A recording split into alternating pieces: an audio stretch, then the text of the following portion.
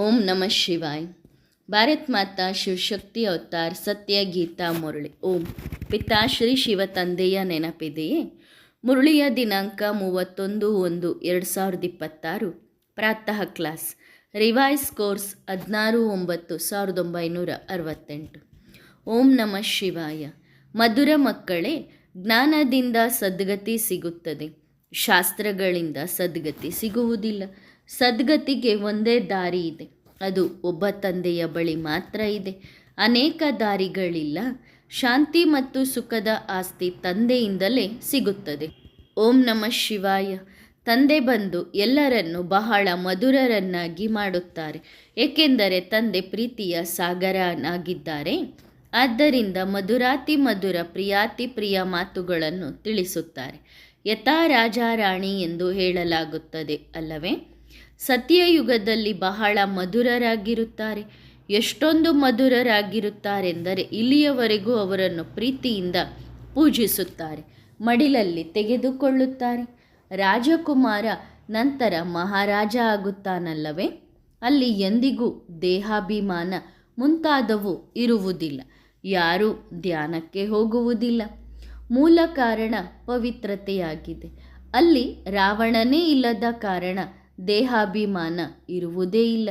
ಈಗ ನಿಮಗೆ ಗೊತ್ತಾಗಿದೆ, ಸತ್ಯ ತ್ರೇತಾಯುಗದಲ್ಲಿ ರಾವಣ ಇರುವುದೇ ಇಲ್ಲ. ಈಗ ನೀವು ಮಕ್ಕಳು ಬುದ್ಧಿವಂತರಾಗುತ್ತಿದ್ದೀರಿ, ಸ್ವರ್ಗಕ್ಕೆ ಯೋಗ್ಯರಾಗಲು ಪುರುಷಾರ್ಥ ಮಾಡುತ್ತಿದ್ದೀರಿ. ಬೇರೆ ಯಾವ ದೇವದೂತರು ಅಂದರೆ ಪರಿಗಳು ಇರಲು ಸಾಧ್ಯವಿಲ್ಲ. ಅಲ್ಲಿ ಎಲ್ಲ ರೀತಿಯ ಖುಷಿ, ಧನ, ಸಂಪತ್ತು, ಸೌಂದರ್ಯ ಇರುತ್ತದೆ ಮತ್ತು ಬಹಳ ಸಮಯದವರೆಗೆ ಇರುತ್ತದೆ. ಸನ್ಯಾಸಿಗಳು ಇಲ್ಲಿನ ಸುಖವನ್ನು ಕಾಗೆಯ ಬಂಗಾರ ಎನ್ನುತ್ತಾರೆ. ಸತ್ಯಯುಗಕ್ಕೆ ಹೋಲಿಸಿದರೆ ಇಲ್ಲಿ ಅಲ್ಪಕಾಲದ ಕ್ಷಣಭಂಗೂರದ ಸುಖವಿದೆ. ಯಾರಾದರೂ ಸತ್ತರೆ ಎಷ್ಟು ವರ್ಷಗಳವರೆಗೆ ಅವರನ್ನು ನೆನಪು ಮಾಡಿಕೊಂಡು ದುಃಖ ಪಡುತ್ತಾರೆ. ಅಲ್ಲಿ ಯಾವುದೇ ದುಃಖದ ಮಾತು ಇಲ್ಲ. ಮಕ್ಕಳು ತಿಳಿದುಕೊಂಡಿದ್ದಾರೆ, ಇವರ ರಾಜ್ಯವನ್ನು ತಂದೆಯೇ ಸ್ಥಾಪನೆ ಮಾಡುತ್ತಾರೆ, ಈಗ ಮಾಡುತ್ತಿದ್ದಾರೆ. ಮಕ್ಕಳಿಗೆ ಗೊತ್ತಿದೆ, ಈಗ ರಾಜ್ಯ ಸ್ಥಾಪನೆ ಆಗುತ್ತಿದೆ. ಇದು ಅಸುರಿ ಪ್ರಪಂಚ. ದೇವತೆಗಳು ಎಂದೂ ಜಗಳ ಆಡುವುದಿಲ್ಲ. ಈಗ ನೀವು ಬ್ರಾಹ್ಮಣರ ಯುದ್ಧ ಮಾಯೆಯ ಜೊತೆಗಿದೆ. ಅಲ್ಲಿ ಅಳುವುದು ಮುಂತಾದವು ಇರುವುದಿಲ್ಲ. ಯಾರು ಅಳುತ್ತಾರೋ ಅವರು ಕಡಿಮೆ ಪದವಿ ಪಡೆಯುತ್ತಾರೆ, ಯಾರು ಅಳುತ್ತಾರೋ ಅವರು ಕಳೆದುಕೊಳ್ಳುತ್ತಾರೆ. ಅಂದರೆ ಶ್ರೇಷ್ಠ ಪದವಿ ಕಳೆದುಕೊಂಡರೂ ಬೇಹದ್ದಿನ ತಂದೆಯಿಂದ ಎಷ್ಟೊಂದು ಆಸ್ತಿ ಪಡೆಯುತ್ತೀರಿ. ಬೇಹದ್ದಿನ ತಂದೆಯವರಾಗಿದ್ದೀರಿ ಎಂದ ಮೇಲೆ ಅವರ ಶ್ರೀಮತದಂತೆ ಸರಿಯಾಗಿ ನಡೆದರೆ ಶ್ರೇಷ್ಠ ಪದವಿ ಪಡೆಯುತ್ತೀರಿ. ಅಜ್ಞಾನ ಕಾಲದಲ್ಲಿ ಬಹಳ ಧನವನ್ನು ದಾನ ಮಾಡುತ್ತಾರೆ, ಆಗ ರಾಜರ ಮನೆಯಲ್ಲಿ ಜನ್ಮ ಪಡೆಯುತ್ತಾರೆ ಎಂದು ತಿಳಿದುಕೊಳ್ಳುತ್ತಾರೆ. ಅದು ಅಲ್ಪಕಾಲದ ಸುಖವಾಗಿರುತ್ತದೆ. ಆದ್ದರಿಂದ ಈ ಸಮಯದ ಸುಖಕ್ಕೆ ಕಾಗೆಯ ಬಂಗಾರದ ಸಮಾನ ಎಂದು ಹೇಳುತ್ತಾರೆ.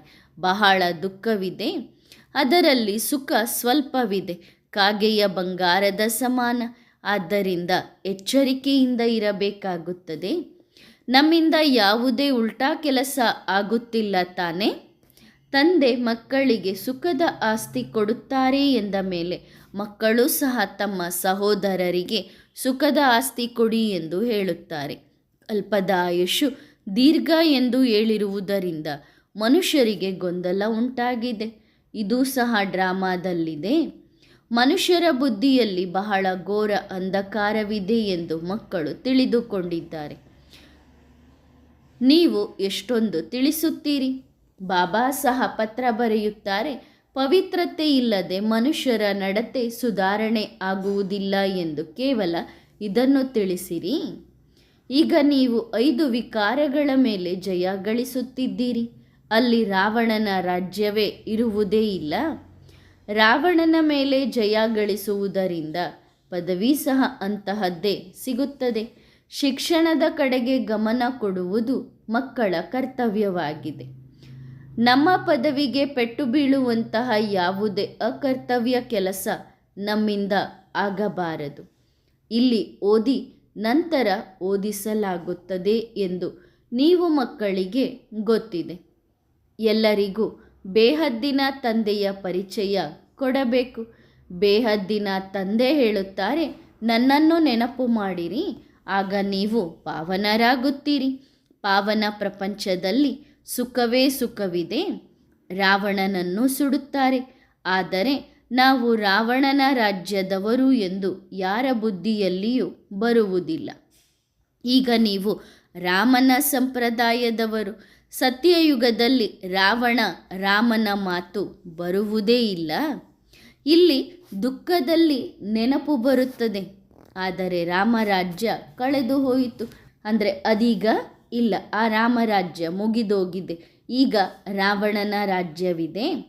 ಭಗವಂತ ತಂದೆ ಹೇಳುತ್ತಾರೆ, ನೀವೀಗ ಈ ರಾವಣನ ರಾಜ್ಯದಲ್ಲಿ ಅಸುರಿ ಸಂಪ್ರದಾಯದವರಾಗಿದ್ದೀರಿ ಎಂದು ತೋರಿಸಬೇಕು. ದೇವತೆಗಳು ಸ್ವರ್ಗದಲ್ಲಿರುತ್ತಾರೆ, ಅಸುರರು ನರಕದಲ್ಲಿರುತ್ತಾರೆ. ಸಂಗಮವನ್ನೇ ಎತ್ತಿ ಹಿಡಿಯಬೇಕು. ಜ್ಞಾನ ಬಹಳ ಸಹಜವಾಗಿದೆ. ಈ ಸಮಯದವರೆಗೆ ಮಕ್ಕಳು ಏನೆಲ್ಲ ಸೇವೆ ಮಾಡುತ್ತಿದ್ದಾರೋ ಕಲ್ಪಕಲ್ಪವು ಇದೇ ರೀತಿ ನಡೆಯುತ್ತದೆ. ಹೀಗೆಯೇ ಸೇವೆ ನಡೆಯುತ್ತದೆ. ನೋಡಲು ಮಜಾ ಬರುತ್ತದೆ. ತಿಳಿಸುವುದರಲ್ಲಿದೆ. ಮ್ಯೂಸಿಯಂನಲ್ಲಿ ಬಹಳ ತಿಳಿಸಬೇಕಾಗುತ್ತದೆ. ಮುಂದೆ ಹೋಗಿ ಅಂತಹ ಯುಕ್ತಿ ರಚಿಸುವಿರಿ. ಆಗ ಬಹಳ ಹುಡುಗರು ಮುಂತಾದವರು ಬರುವುದಿಲ್ಲ. ಅಲ್ಲಲ್ಲಿ ವಿದ್ಯಾರ್ಥಿಗಳದ್ದೇ ಜಾಸ್ತಿ ಗಲಾಟೆ ಇರುತ್ತದೆ. ಕಲ್ಲು ಹೊಡೆಯಲು ತಡ ಮಾಡುವುದಿಲ್ಲ ಮತ್ತು ಬಹಳ ಹಾನಿಯಾಗುತ್ತದೆ. ನೀವು ಮಕ್ಕಳು ಶಾಂತಿ ಸ್ಥಾಪನೆ ಮಾಡಬೇಕಾಗಿದೆ. ನಾವು ಬ್ರಹ್ಮ ಕುಮಾರ ಕುಮಾರಿಯರು. ಸರ್ಕಾರ ಅಥವಾ ಇಡೀ ಪ್ರಪಂಚ ವಿಶ್ವದಲ್ಲಿ ಶಾಂತಿಯನ್ನು ಬಯಸುತ್ತದೆಯೋ ಆ ವಿಶ್ವದಲ್ಲಿ ಶಾಂತಿಯ ರಾಜ್ಯವನ್ನು ನಾವು ಸ್ಥಾಪನೆ ಮಾಡುತ್ತಿದ್ದೇವೆ ಎಂದು ನೀವು ಬೋರ್ಡ್ ಬರೆದು ಹಾಕಬೇಕು. ನೀವು ಗುಪ್ತವಾಗಿ ಕಾರ್ಯ ಮಾಡುತ್ತೀರಿ. ಅವರು ಎಲ್ಲ ತಯಾರಿ ಮಾಡುತ್ತಿರುತ್ತಾರೆ. ನೀವು ಗುಪ್ತ ಸೈನಿಕರಾಗಿದ್ದೀರಿ. ಇವರು ಯೋಧರು ಎಂದು ಯಾರಿಗೂ ಗೊತ್ತಾಗುವುದಿಲ್ಲ. ನಿಮ್ಮ ಯುದ್ಧ ಅದ್ಭುತವಾಗಿದೆ. ತಂದೆ ಹೇಳುತ್ತಾರೆ, ದೇಹ ಸಹಿತ ದೇಹದ ಎಲ್ಲ ಸಂಬಂಧಗಳನ್ನು ಬಿಟ್ಟು ನನ್ನೊಬ್ಬನನ್ನೇ ನೆನಪು ಮಾಡಿ. ಅಷ್ಟೇ. ನಾವು ಸತೋಪ್ರಧಾನರಾಗಿದ್ದೆವು ಎಂದು ಮಕ್ಕಳಿಗೆ ಗೊತ್ತಿದೆ. ಈಗ ತಮೋಪ್ರಧಾನ ಆಗಿದ್ದೇವೆ, ಮತ್ತೆ ಸತೋಪ್ರಧಾನ ಆಗಬೇಕಾಗಿದೆ. ತಂದೆ ಬಹಳ ಒಳ್ಳೆಯ ಯುಕ್ತಿ ತಿಳಿಸಿದ್ದಾರೆ. ತಂದೆಯನ್ನು ನೆನಪು ಮಾಡುವುದರಿಂದ ಶಾಂತಿ ಇರುತ್ತದೆ. ಬಾಯಿಂದೇನು ಮಾತನಾಡುವಾಗಿಲ್ಲ. ತಂದೆ ಶಾಂತಿಯ ಸಾಗರ, ನಾವು ಅಶಾಂತಿಯ ಸಾಗರ ಆಗಿದ್ದೆವು. ಮತ್ತೆ ಶಾಂತಿಯ ಸಾಗರ ತಂದೆಯಿಂದ ಎಷ್ಟೊಂದು ಶಾಂತರಾಗುತ್ತೇವೆಂದರೆ ಮತ್ತೆ 21 ಜನ್ಮಗಳವರೆಗೆ ಅಶಾಂತಿ ಎಂಬ ಅಕ್ಷರ ಬಾಯಿಂದ ಬರುವುದಿಲ್ಲ. ಇದು ಡ್ರಾಮಾದಲ್ಲಿ ಪಾತ್ರ ನಿಗದಿಯಾಗಿದೆ. ಜನರು ಆಪರೇಷನ್ನಲ್ಲಿ ಕುಳಿತಿರುವಾಗ ಅವರಿಗೆ ಕ್ಲೋರೋಫಾರ್ಮ್ ಕೊಟ್ಟು ರೋಗಿಗಳನ್ನು ಶಾಂತರಾಗಿರಿಸುತ್ತಾರೆ. ಅಂದರೆ ಅವರನ್ನು ಅನ್ಕಾನ್ಷಿಯಸ್ ಮಾಡುತ್ತಾರೆ. ಸ್ವಲ್ಪವೂ ಯಾವುದೇ ರೀತಿಯ ದುಃಖ ಆಗುವುದಿಲ್ಲ. ಮನುಷ್ಯರು ಬೇಕೆಂದರೆ 1 ಸೆಕೆಂಡಿನಲ್ಲಿ ಹೋಗಬಹುದು. ಯಾರನ್ನಾದರೂ ದುಃಖದಿಂದ ಬಿಡಿಸುವುದು ಪುಣ್ಯದ ಕೆಲಸ ಅಲ್ಲವೇ? ದುಃಖಿಗಳಾಗಿದ್ದಾರೆ, ಬಹಳ ರೋಗಿಗಳಿದ್ದಾರೆಂದರೆ ಅವರನ್ನು ಅಂತಹ ದುಃಖದಿಂದ ಬಿಡಿಸಬೇಕು. ಆತ್ಮಕ್ಕೆ ಬಹಳ ತೊಂದರೆ ಇದೆ ಎಂದಾದರೆ ಏನನ್ನಾದರೂ ಕೊಟ್ಟು ಮುಕ್ತ ಮಾಡಬೇಕು. ಆಗ ಹೋಗಿ ಬೇರೆ ಶರೀರ ತೆಗೆದುಕೊಳ್ಳುತ್ತಾರೆ. ಮನುಷ್ಯರು ಮುಳುಗುತ್ತಾರೆ ಅಥವಾ ತಮಗೆ ತಾವೇ ಬೆಂಕಿ ಹಚ್ಚಿಕೊಳ್ಳುತ್ತಾರೆ. ಆಗ ಪ್ರಜ್ಞೆ ತಪ್ಪುತ್ತಾರೆ. ಪ್ರಜ್ಞೆ ತಪ್ಪಿದಾಗ ಆ ಸುಡುವ ಅಥವಾ ಇನ್ಯಾವುದರ ಅನುಭವವೂ ಆಗುವುದಿಲ್ಲ. ಅಲ್ಲಿ ಯಾವುದೇ ದುಃಖ ಇರುವುದಿಲ್ಲ. ಸಮಯ ಸ್ವಲ್ಪ ಇದೆ. ಇನ್ನು 6-8 ವರ್ಷ ಬಾಕಿ. ಕಾಯಿಲೆಯಿಂದ ನರಳುವುದಕ್ಕಿಂತ ಶರೀರ ಬಿಟ್ಟು ಬೇರೆ ತೆಗೆದುಕೊಳ್ಳಲಿ. ಸ್ವಲ್ಪ ಸಮಯ ದುಃಖಿಗಳಾಗಿ ಇರುವುದರಲ್ಲಿ ಏನು ಲಾಭವಿದೆ? ತಂದೆ ದಯಾಹೃದಯಿ ಆಗಿದ್ದಾರೆ ಅಲ್ಲವೇ? ಅಕಾಲ ಮೃತ್ಯು ಬರುತ್ತದೆ ಎಂದು ತಿಳಿದುಕೊಂಡಿದ್ದೀರಿ. ಆಗ ದುಃಖಿಗಳಾಗುತ್ತಾರೆ. ಜಗಳ ಮುಂತಾದವು ಆಗುತ್ತವೆ. ಈಗ ನಾವು ಈ ಪ್ರಪಂಚದಲ್ಲಿ ಇಲ್ಲವೇ ಇಲ್ಲ ಎನ್ನುವಂತೆ ಆಂತರಿಕ ಖುಷಿ ಇರಬೇಕು. ಮಕ್ಕಳು ಪ್ರಾಕ್ಟೀಸ್ ಮಾಡಬೇಕು. ಬಾಬಾ ತಿಳಿಸುತ್ತಾರೆ, ಈಗ ನಿಮಗೆ ಸ್ವರ್ಗಕ್ಕೆ ಹೋಗುವ ಸಮಯವಾಗಿದೆ. ಆಗ ಖುಷಿ ಬರುತ್ತದೆ. ಚೆನ್ನಾಗಿ ತಿಳಿಸಬೇಕು, ಇದು ರಾವಣನ ರಾಜ್ಯ, ಇದು ರಾಮರಾಜ್ಯ. ಇಲ್ಲಿ ಅಪಾರವಾದ ದುಃಖವಿದೆ, ಅಲ್ಲಿ ಅಪಾರವಾದ ಸುಖವಿದೆ. ನೀವು ಪುರುಷಾರ್ಥ ಮಾಡುತ್ತೀರಿ, ಆದರೂ ಡ್ರಾಮಾದಲ್ಲಿ ಏನು ನಿಗದಿಯಾಗಿದೆಯೋ ಅದೇ ಆಗುತ್ತದೆ ಎಂದು ತಿಳಿದುಕೊಂಡಿದ್ದೀರಿ. ಸತ್ಯಯುಗದಿಂದ ಹಿಡಿದು ನೀವು ಪೂರ್ತಿ ಪಾತ್ರವನ್ನು ಅಭಿನಯಿಸುತ್ತಾ ಬಂದಿದ್ದೀರಿ. ಮತ್ತೆ ಸತ್ಯಯುಗದಲ್ಲಿ ಅದೇ ಪಾತ್ರ ಶುರುವಾಗುತ್ತದೆ. ಇದೇ ತಿಂಗಳು, ಇದೇ ವರ್ಷ, ಇದೇ ನಿಮಿಷ, ಇದೇ ರೀತಿ ಸೆಕೆಂಡ್ ಪಾಸ್ ಆಗುತ್ತಾ ಹೋಗುತ್ತದೆ. ಇತ್ತೀಚೆಗೆ ತಂದೆ ಬರುವ ಸಮಯ ಬಂದಿದೆ. ತಂದೆಯೇ ಬಂದು ತಿಳಿಸಿದ್ದಾರೆ, ಈಗ ಮಧುರಾತಿ ಮಧುರ ಮಕ್ಕಳಿಗೆ ಈ ಹಳೆಯ ಪ್ರಪಂಚದಿಂದ, ರಾವಣನ ಪ್ರಪಂಚದಿಂದ, ಈ ಚೀಚಿ ಪ್ರಪಂಚದಿಂದ ವೈರಾಗ್ಯ ಬರಬೇಕು. ವಿದೇಶದಲ್ಲಿ ಹೊಸ ಸ್ವರ್ಗದಂತೆ ಇದೆ ಎಂದು ಎಲ್ಲರೂ ತಿಳಿದುಕೊಂಡಿದ್ದರು. ಆದರೆ ಇದು ಮಾಯೆಯ ಆಡಂಬರವಾಗಿದೆ. ನಾವು ಸ್ವರ್ಗದಲ್ಲಿದ್ದೇವೆ ಎಂದು ಅವರು ತಿಳಿದುಕೊಂಡಿದ್ದಾರೆ. ಅಚಾನಕ್ಕಾಗಿ ಅವರ ಸ್ವರ್ಗ ಮುಂತಾದವು ಹಾರಿ ಹೋಗುತ್ತದೆ. ಸ್ವರ್ಗಕ್ಕೆ ಹೋಗಲು ಪವಿತ್ರತೆ ಬೇಕು. ಪವಿತ್ರರಾಗಲು ಸಮಯ ಹಿಡಿಯುತ್ತದೆ. ಮುಖ್ಯ ವಿಷಯವೇ ಪವಿತ್ರತೆಯದಾಗಿದೆ. ಎಲ್ಲವೂ ಪವಿತ್ರತೆಯ ಆಧಾರದ ಮೇಲಿದೆ. ಅದು ಪವಿತ್ರ ಪ್ರಪಂಚ, ಇದು ಅಪವಿತ್ರ ಪ್ರಪಂಚ. ಅದು ಪವಿತ್ರ ಗೃಹಸ್ಥಾಶ್ರಮ, ಇದು ಅಪವಿತ್ರ ಗೃಹಸ್ಥಾಶ್ರಮ. ಎಲ್ಲ ಆಧಾರ ಇದರ ಮೇಲಿದೆ. ಕಾಮ ಮಹಾಶತ್ರುವಿನ ಮೇಲೆ ಜಯ ಗಳಿಸಲು ಪರಿಶ್ರಮ ಪಡಬೇಕಾಗುತ್ತದೆ. ಕ್ರೋಧದ ಮೇಲೆ ಜಯ ಗಳಿಸಲು ಸಹ ಪರಿಶ್ರಮ ಪಡಬೇಕಾಗುತ್ತದೆ. ಬಾಬಾ ದಾರಿಯನ್ನೇನೋ ಬಹಳ ಚೆನ್ನಾಗಿ ತಿಳಿಸಿದ್ದಾರೆ. ಕೆಳಗೆ ಬಿದ್ದಿದ್ದೀರಿ, ಮತ್ತೆ ಮೇಲೆ ಏರಬೇಕು. ಈಗ ವಿನಾಶದ ಸಮಯವಾಗಿದೆ. ಪುರುಷಾರ್ಥ ಬಹಳ ಮಾಡಬೇಕು. ಜನ್ಮ ಜನ್ಮಾಂತರದ ಪಾಪಗಳು ಹೇಗೆ ಭಸ್ಮ ಆಗುತ್ತವೆ, ಇದಕ್ಕಾಗಿ ನೆನಪಿನ ಯಾತ್ರೆಯ ಪರಿಶ್ರಮ ಪಡಬೇಕು. ಮನ್ಮನಾಭವ, ಮಧ್ಯಾಜೀಭವ, ನನ್ನನ್ನು ನೆನಪು ಮಾಡಿರಿ. ಬೇರೆ ಯಾವ ತೊಂದರೆಯೂ ಇಲ್ಲ. ನೆನಪು ಮಾಡಿ ಪವಿತ್ರರಾಗಿರಿ ಮತ್ತು ಇವರಂತೆ ಅಂದರೆ ಲಕ್ಷ್ಮೀನಾರಾಯಣರಂತೆ ಆಗಿರಿ. ಈ ಲಕ್ಷ್ಮೀನಾರಾಯಣರು ಸಹ ಪವಿತ್ರರಾಗಿ ವಿಶ್ವದ ಮಾಲೀಕರಾಗಿದ್ದಾರೆ. ಇವರೇ ಮೊದಲು ಪತಿತರೂ ಆಗಿದ್ದರು. ಮುಖ್ಯ ವಿಷಯ ಪಾವನರಾಗುವುದೇ ಆಗಿದೆ. ಸನ್ಯಾಸಿಗಳು ಪಾವನರಾಗುತ್ತಾರೆ, ಆದರೆ ಅವರಿಗೆ ಜನ್ಮ ಜನ್ಮಾಂತರದ ಗುರಿ ಇಲ್ಲ. ಅವರ ವೈರಾಗ್ಯ ಹದ್ದಿನದ್ದು, ನಿಮ್ಮದು ಬೇಹದ್ದಿನ ವೈರಾಗ್ಯ.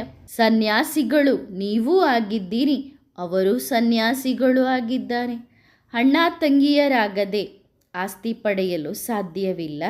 ಅಂದರೆ ಪರಸ್ಪರ ಸಹೋದರರ ಭಾವನೆ ಬರದೆ ಭಗವಂತನಿಂದ ಆಸ್ತಿ ಪಡೆಯಲು ಸಾಧ್ಯವಿಲ್ಲ. ಪ್ರಜಾಪಿತ ಬ್ರಹ್ಮರವರ ದತ್ತು ಮಕ್ಕಳಾಗಿದ್ದೀರಿ ಅಲ್ಲವೇ?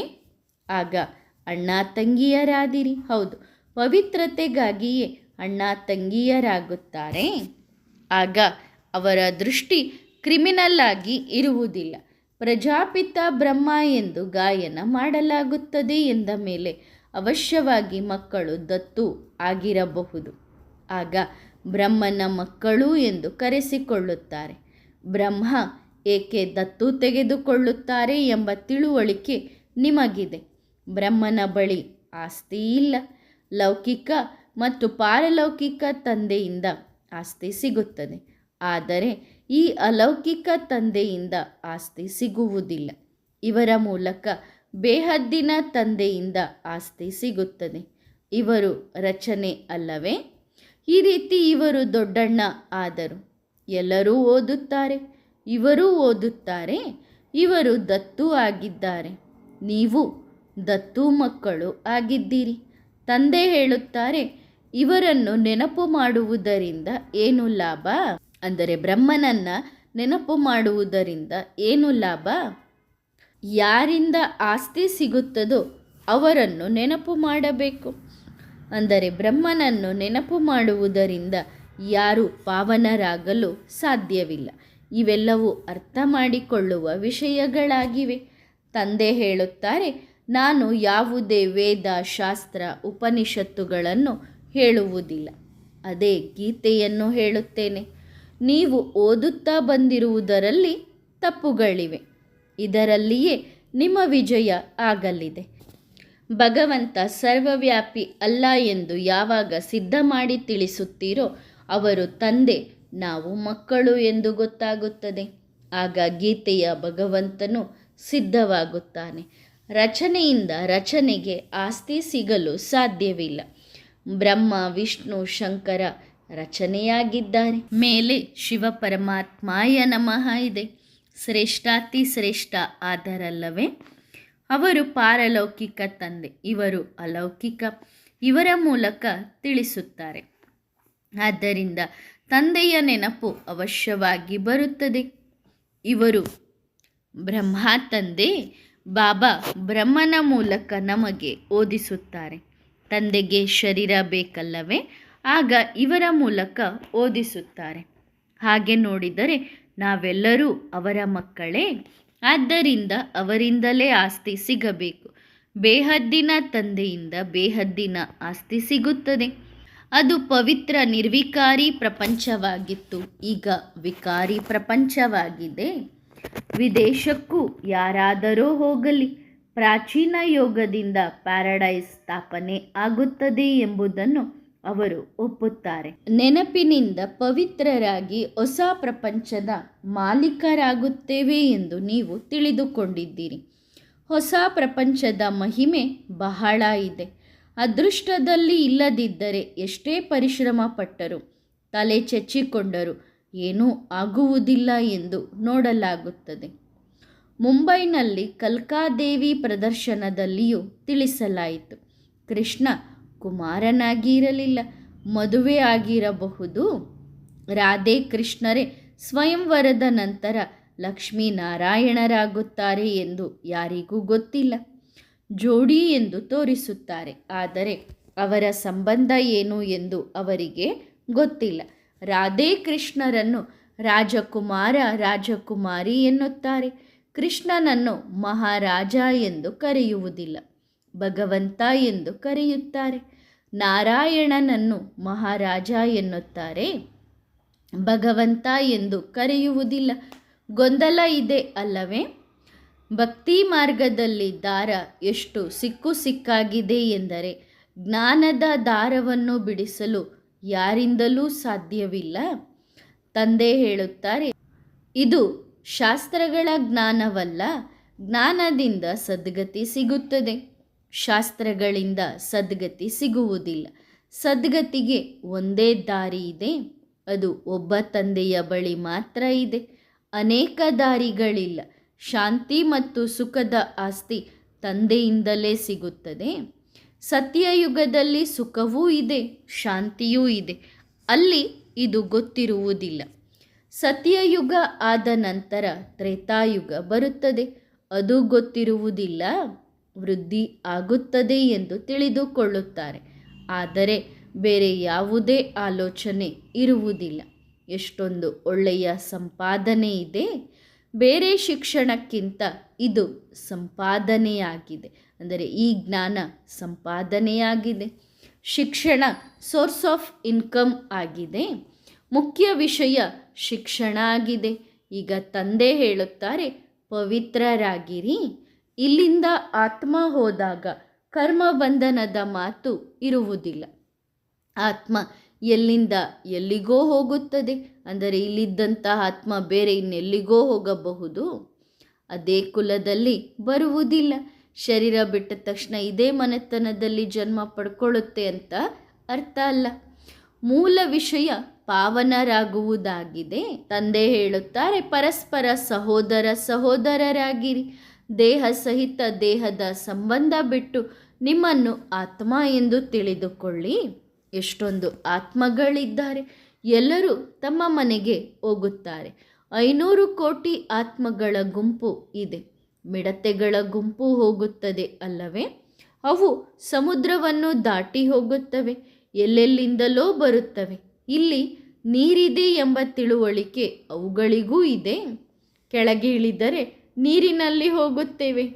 ಎಲ್ಲಿ ಮೈದಾನ ಕಾಣಿಸುತ್ತದೆಯೋ ಅಲ್ಲಿ ಕುಳಿತುಕೊಳ್ಳುತ್ತವೆ. ಹಸಿರು ಕಂಡರೆ ಕುಳಿತುಕೊಳ್ಳುತ್ತವೆ. ಅವುಗಳಿಗೂ ತಿಳುವಳಿಕೆ ಇರುತ್ತದೆ. ಸಮುದ್ರ ದಾಟಿ ಬರುತ್ತವೆ. ಟರ್ಕಿ ಇರಾನ್ನಿಂದಲೂ ಬರುತ್ತವೆ. ಅಮೇರಿಕ ಅಥವಾ ಇಂಗ್ಲೆಂಡ್ನಿಂದಲೂ ಮಿಡತೆಗಳು ಬರುತ್ತವೆ ಎಂದು ಹೇಳುವುದಿಲ್ಲ. ಈಗ ನಿಮ್ಮ ಬುದ್ಧಿಯಲ್ಲಿ ಎಲ್ಲ ರಹಸ್ಯವಿದೆ. ಇದು ನೆನ್ನೆಯ ಮಾತಿನಂತಿದೆ. 5,000 ವರ್ಷಗಳ ಹಿಂದೆ ಇವರ ರಾಜ್ಯವಿತ್ತು. ನೀವು ಮಕ್ಕಳು ಈಗ ಒಡೆಯರಾಗಿದ್ದೀರಿ, ಅಂದರೆ ಇಡೀ ವಿಶ್ವಕ್ಕೆ ಮಾಲೀಕರಾಗುವವರಾಗಿದ್ದೀರಿ. ತಂದೆಯ ನೆನಪು ಬಹಳ ಮುಖ್ಯ. ತಂದೆ ಹೇಳುತ್ತಾರೆ, ಬೇರೆಲ್ಲವನ್ನೂ ಮರೆತು ಬಿಡಿ. ಲಕ್ಷ್ಮೀನಾರಾಯಣರಾಗಲು ಶಿವಬಾಬಾರನ್ನು ನೆನಪು ಮಾಡಬೇಕು, ಪಾವನರಾಗಬೇಕು. ಇದು ಈಶ್ವರೀಯ ಮಿಷನ್ ಆಗಿದೆ. ಮನುಷ್ಯರಿಂದ ದೇವತೆಗಳಾಗುವಂತಹದ್ದು. ದೇವತೆಗಳು ವಿಶ್ವದ ಮಾಲೀಕರಾಗಿರುತ್ತಾರೆ, ಬೇರೆ ಯಾರೂ ಇರುವುದಿಲ್ಲ. ಎಷ್ಟೊಂದು ಶ್ರೇಷ್ಠ ಪದವಿ ಸಿಗುತ್ತದೆ. ನೀವು ಎಷ್ಟೊಂದು ಅದೃಷ್ಟ ನಕ್ಷತ್ರ ಆಗಿದ್ದೀರಿ. ಸುಖಧಾಮ, ಶಾಂತಿಧಾಮ ಎರಡಕ್ಕೂ ಮಾಲೀಕರಾಗುತ್ತೀರಿ. ನಾನು ಸುಖಧಾಮದ ಮಾಲೀಕನಾಗುವುದಿಲ್ಲ. ಇಲ್ಲೇ ಲೆಕ್ಕಾಚಾರ ಚುಕ್ತ ಆಗಬೇಕು ಎಂದು ನಿಮಗೆ ಗೊತ್ತಿದೆ. ನಂತರ ಹೊಸ ಪ್ರಪಂಚದಲ್ಲಿ ಯಾವುದೇ ಕಾಯಿಲೆ ಇರುವುದಿಲ್ಲ. ಶಿಕ್ಷೆಗಳನ್ನು ಇಲ್ಲೇ ಅನುಭವಿಸಬೇಕಾಗುತ್ತದೆ. ಶಿಕ್ಷೆ ಅನುಭವಿಸಿಯಾದರೂ ಪಾವನರಾಗಲೇಬೇಕು. ಪ್ರತಿಯೊಬ್ಬರೂ ತಮ್ಮ ತಮ್ಮ ಪುರುಷಾರ್ಥ ಮಾಡಬೇಕು. ಬೇರೆಯವರ ಯೋಚನೆ ನಾವೇಕೆ ಮಾಡಬೇಕು? ಅವರು ಪುರುಷಾರ್ಥ ಮಾಡದಿದ್ದರೆ ಪಾವನರಾಗುವುದಿಲ್ಲ. ನಂಬರ್ 1 ಅಂತೂ ಬೇಕಲ್ಲವೇ? ಸ್ವರ್ಗದಲ್ಲಿ ಕೇವಲ ಒಬ್ಬ ರಾಜ ರಾಣಿ ಇರುತ್ತಾರೆ ಎಂದೇನಿಲ್ಲ. ಅವರ ದಾಸದಾಸಿಯರೂ ಇರುತ್ತಾರೆ. ಸಾಹುಕಾರ ಪ್ರಜೆಗಳು, ಬಡ ಪ್ರಜೆಗಳು, ಮಧ್ಯಮ ಪ್ರಜೆಗಳು ಸಹ ಇರುತ್ತಾರೆ. ಅವರು ಆಗಲೇಬೇಕು. ನೀವು ನೋಡುತ್ತಲೇ ಇರುತ್ತೀರಿ. ಕೊನೆಯಲ್ಲಿ ಎಲ್ಲವೂ ಸಾಕ್ಷಾತ್ಕಾರ ಆಗುತ್ತದೆ. ಯಾರು ಎಷ್ಟು ಪರಿಶ್ರಮ ಪಡುತ್ತಾರೋ ಅದರ ಫಲ ಎಷ್ಟು ಸಿಗಲಿದೆ ಎಂದು ನೋಡುತ್ತೀರಿ. ನೀವು ಹಾಗೆಯೇ ಹೋಗುತ್ತೀರಿ ಎಂದೇನಿಲ್ಲ.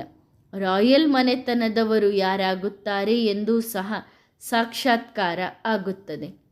ಈ ಪ್ರಪಂಚದಲ್ಲಿ ಎಲ್ಲರಿಗಿಂತ ಸಾಹುಕಾರರು ಯಾರು ಎಂದು ಹೇಳುತ್ತಾರೆ ಅಲ್ಲವೇ? ಹೆಸರು ತೆಗೆಯುತ್ತಾರೆ. ಒಳ್ಳೆಯದು. ಮಧುರಾತಿ ಮಧುರ ಅಗಲಿ ಹೋಗಿ ಮರಳಿ ಸಿಕ್ಕಿರುವ ಮಕ್ಕಳಿಗೆ ನೆನಪು, ಪ್ರೀತಿ, ಗುಡ್ ಮಾರ್ನಿಂಗ್ ಮತ್ತು ನಮಸ್ತೆ. ವರದಾನ: ಸ್ವದರ್ಶನ ಚಕ್ರಧಾರಿ ಭವ. ಸ್ವದರ್ಶನ ಚಕ್ರಧಾರಿಯಾಗಿದ್ದೀರಿ ಅಲ್ಲವೇ? ಸ್ವದರ್ಶನ ಚಕ್ರಧಾರಿ ಅಂದರೆ ಭವಿಷ್ಯದ ಛತ್ರಧಾರಿ. ಸ್ವದರ್ಶನ ಚಕ್ರಧಾರಿಯಾಗದಿದ್ದರೆ ಛತ್ರಧಾರಿಯೂ ಆಗುವುದಿಲ್ಲ. ಸ್ವದರ್ಶನ ಚಕ್ರವು ಅನೇಕ ವ್ಯರ್ಥ ಚಕ್ರಗಳನ್ನು ಸಮಾಪ್ತಿ ಮಾಡುತ್ತದೆ. ಸ್ವದರ್ಶನ ಚಕ್ರದ ಮುಂದೆ ಯಾವುದೇ ಚಕ್ರ ನಿಲ್ಲಲು ಸಾಧ್ಯವಿಲ್ಲ. ಸೆಕೆಂಡ್ನಲ್ಲಿ ಸಮಾಪ್ತಿಯಾಗುತ್ತದೆ. ಸದಾ ನಿಮ್ಮ ಅಹಂಕಾರ ಅಂದರೆ ಸ್ವಮಾನವನ್ನು ಕಾಯ್ದುಕೊಳ್ಳುತ್ತೀರಾ ಅಥವಾ ಎಂದಾದರೂ ಸುಸ್ತಾಗುತ್ತೀರಾ? ಸ್ವದರ್ಶನ ಚಕ್ರ ಧಾರಣೆ ಮಾಡುವುದು ಅಂದರೆ ಹಗುರವಾಗಿರುವುದು. ನಿರಂತರ ಈ ಚಕ್ರ ತಿರುಗುತ್ತಿರಲಿ. ಇದನ್ನು ಎಂದಿಗೂ ಬಿಡಬೇಡಿ. ಆಗಲೇ ನೀವು ಮಾಯಾಜೀತ್ ಆಗುವಿರಿ. ಒಳ್ಳೆಯದು. ಓಂ ನಮಃ ಶಿವಾಯ.